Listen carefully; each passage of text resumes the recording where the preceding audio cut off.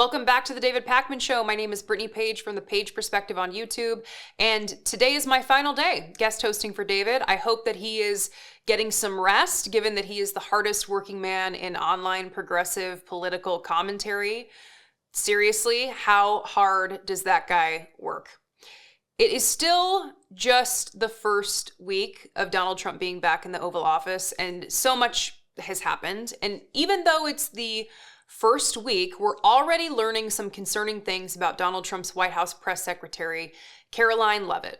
And before we get to that, one of Donald Trump's first acts when he got into the White House was to repeal Joe Biden's executive order codifying ethics commitments for executive branch personnel. This meant that employees would sign an ethics pledge to agree not to take bribes or gifts from lobbyists, things that seem pretty straightforward. Not for Donald Trump. He wanted to get rid of it. So we are in store for more corruption, more self-dealing. We already know that part of the reason that Donald Trump wanted so desperately to win the election was for all of his criminal cases to fall away, as they did. Who knows what plans he and his family have now? This is why it is going to be so crucial for investigative reporters to stay on top of the corruption in the Donald Trump White House. If the first week of work is any indication, we're off to a good start. We're learning today that Karoline Leavitt, the White House press secretary, failed to disclose illicit campaign contributions, hundreds of thousands of dollars worth of campaign contributions. Let's dive into this reporting from Notice.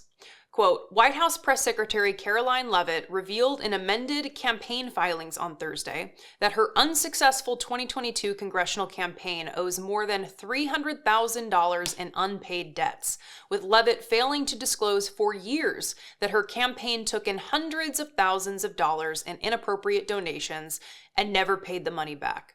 The vast majority of that debt, about $200,000, is owed as refunds to contributors who appear to have donated above the legal limits.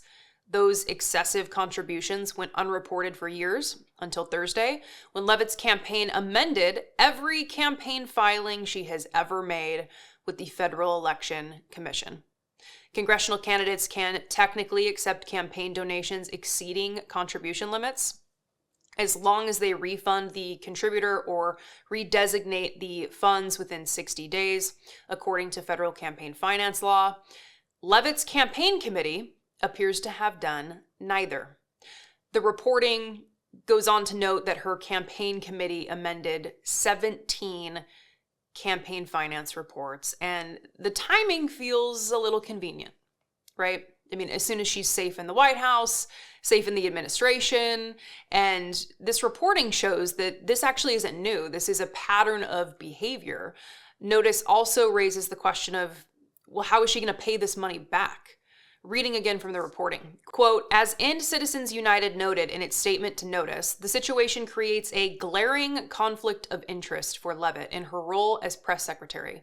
Quote, she still needs to raise money to refund those contributions, potentially opening the door for wealthy donors and corporate special interests to curry favor with her, the administration, or the president.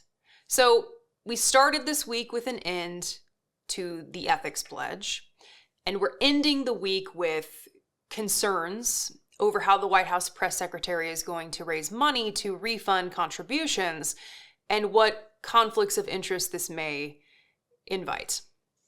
It's really been just a week. Once again, we're seeing big tech blur the lines between private industry and public government. Zuckerberg, Bezos, even Sam Altman at OpenAI are donating millions to Trump's inaugural fund because they say he'll lead our country into the age of AI, despite these same tech CEOs warning about how dangerous AI can be. Algorithms control what we see every day to serve corporate and political interests, which is why I've trusted Ground News for years to help me find the truth. Ground News doesn't tell you what to think. They show you each news outlet's biases, credibility, financial incentives, so you know who's benefiting from the way each news outlet spins each story. You can even filter out certain sources you don't want and stay informed without getting buried in the noise. Stay engaged with Ground News who is fixing what is breaking right in front of us: trust and transparency in the media. Ground News is giving my audience 50% off the same Vantage plan that I use. Go to ground.news/Pacman. The link is in the description, or scan my QR code.